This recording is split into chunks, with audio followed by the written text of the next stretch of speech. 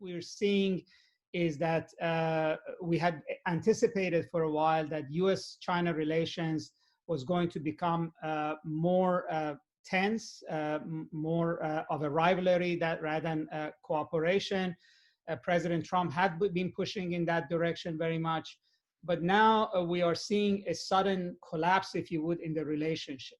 And this is largely driven, I think, by the fact that in the United States, China now has become a domestic political issue.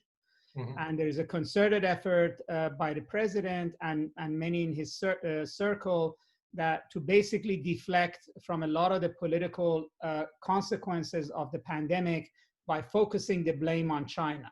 Mm-hmm. In other words, and that has a life of its own. In other words, once you begin to say that China is responsible for 30 million Americans being out of work and trillions of dollars of economic loss to the United States, and the fault lies with the Communist Party of China, with the way they do business, you're really going down a very difficult path.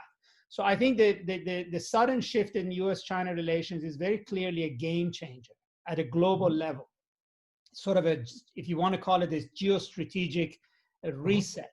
And it's not easy to think that how the United States and China will revert back to the way things were, even if the pandemic was to stop tomorrow morning. So this is part of our new reality going forward. And that has its own impact on countries like UAE, countries in Africa, countries in Southeast Asia, which have trade and relationship with China, but also have trade and alliances with the United States. I think they will find it much more difficult to balance these relationships going forward.